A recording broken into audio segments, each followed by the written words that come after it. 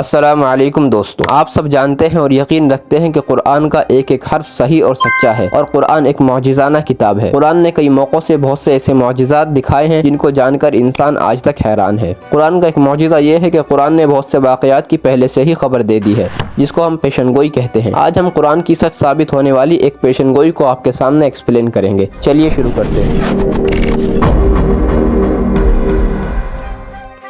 یہ نبی صلی اللہ علیہ وسلم کو نبوت ملنے سے 8 سال پہلے کی بات ہے۔ اس وقت دنیا میں 2 بڑے امپائرز یعنی سلطنت تھیں، ایک رومن امپائر اور دوسرا پرزین امپائر۔ رومن امپائر کے بادشاہ کا نام مورس اور پرزین امپائر کے بادشاہ کا نام خسرو پرویز تھا۔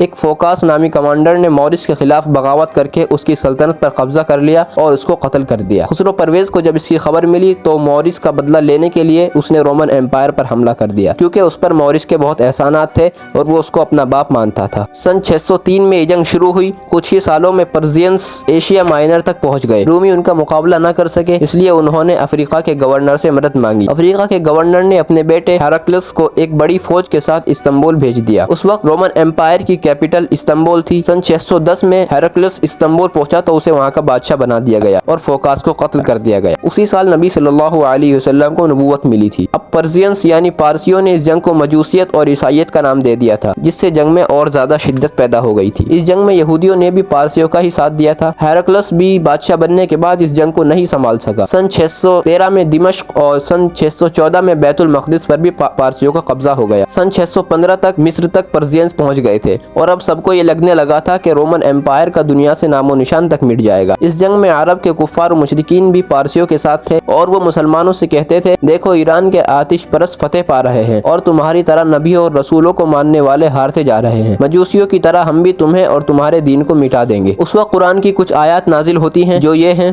الف لام میم غلبت الروم فی ادنى الارض وهم من بعد غلبهم سيغلبون في بضع سنين لله الامر من قبل ومن بعد ويومئذ يفرح المؤمنون بنصر الله ينصر من يشاء وهو العزيز الرحيم وعد الله لا يخلف الله وعده ولكن اكثر الناس لا يعلمون۔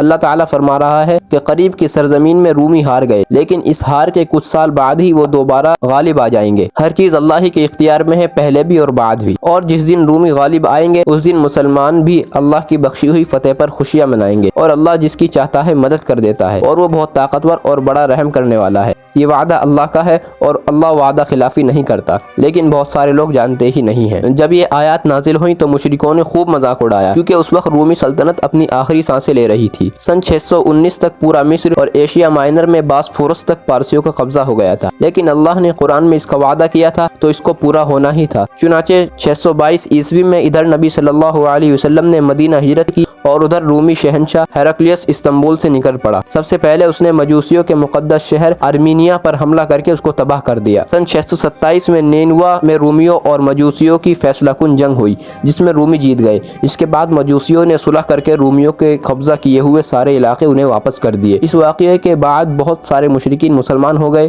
کہ اب اس بات میں کوئی شک نہیں رہ گیا تھا کہ قرآن اللہ کی مقدس کتاب ہے۔ یہ بس چند آیتوں کے ٹکڑے تھے، ورنہ پورا قرآن ہی معجزات سے بھرا پڑا ہے، پر ہر مسلمان کو غور کرنا چاہیے۔ آج کی ویڈیو میں بس اتنا ہی۔ السلام علیکم ورحمۃ اللہ وبرکاتہ۔